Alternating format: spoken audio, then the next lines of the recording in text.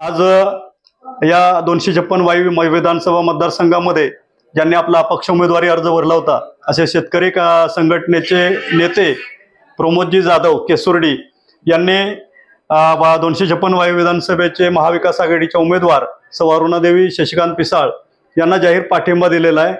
आज आपण त्यांच्याशी त्यांचं मनोगत जाणून घेऊयात की त्यांनी पाठिंबा देण्यामागचं नक्की कारण काय बोलतात। नमस्कार, मी प्रमोद विठ्ठल जाधव, अपक्ष उमेदवार वाई विधानसभा मतदारसंघ।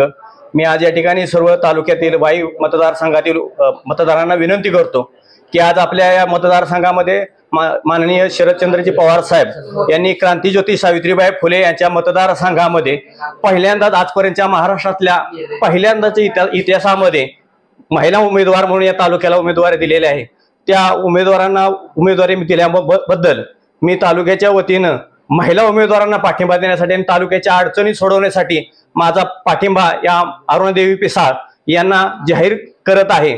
आणि हा पाठिंबा जाहीर करण्यामागचा उद्देश असाच आहे की आजपर्यंत 15 वर्षे या तालुक्याला जो आमदार लाभला त्या आमदाराने मंत्रालयामध्ये आपल्या तालुक्याचा एकही प्रश्न मंत्रालयात मांडला नाही। गावडेवाडी उपसा सिंचन, वाघोशी उपसा सिंचन, शेखमेरडी उपसा सिंचन आणि नीरा देवघर कॅनॉल याबाबत तोंडातून एक वाक्यही मंत्रालयात कधी काढलं नाही। बलकवडीच्या कॅनॉलला पोटपाट नाही। मग आमदार कशासाठी पाहिजे? या आमदारांनी एकही विकासाचं काम केलं नाही। या मतदारसंघामध्ये माननीय मदनदादा भोसले यांनी MIDC आणली आणि मदनदादा भोसले ह्या आमदारांचे कट्टर विरोधक असताना ज्या आमदारांनी मदनदादांनी या ठिकाणी MIDC आणली त्या MIDC मध्ये ह्या आमदारांनी राष्ट्रवादीच्या मकरंदाबा पाटील यांनी यांचे घरातील पुतणे भाऊ या सगळ्यांना फक्त या MIDC ठेकेदारी घेण्यासाठी या ठिकाणी आमदारकीचा वापर केला। या खंडाळा तालुक्यातील सर्व तरुण युवकांचा रोजगार स्वतःच्या घरात घेतला। त्यामुळं हा आमदार आमच्या तालुक्याला नकोय। हा स्वतःची घरं भरणारा आमदार या तालुक्याला 15 वर्ष लाभला।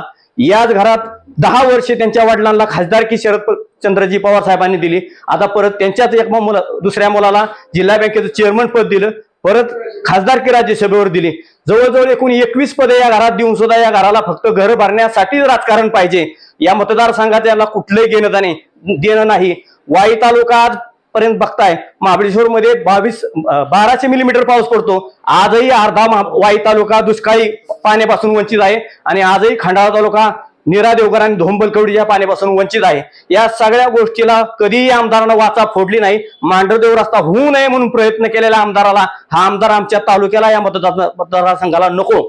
तरी यासाठी सगळ्या मतदारसंघातील मतदारांना मी विनंती करतो की मी अपक्ष उमेदवार 11व्या क्रमांकाचा उमेदवार म्हणून उभा होतो। मी आज या सावित्रीच्या लेकीला आणि शरद पवारांच्या चिन्हावर तुतारी चिन्हावर उभा राहिलेला अरुणादेवी पिसाळ यांना माझा जाहीर पाठिंबा खंडाळ्याच्या वतीने करतो। आणि सर्व मतदारांना मी शेतकरी संघटनेचा जिल्हाध्यक्ष त्याचबरोबर खंडाळा तालुक्यातील सर्व तरुण मतदारांना महिला मतदारांना विनंती करतो की या आपल्या उमेदवारांना तुतारीच्या चिन्हावर भरघोस मतदान करावं आणि त्यांना विजयी करावं। त्यातच आपल्या तालुक्याचं हित आहे, कारण हे सर्वसामान्यांच्या राजकारणासाठी काम करणार आहेत। कारण का त्यांचे सासरे मदन आप्पा पिसाळ कैलासवासी मंत्री होते या तालुक्याचे।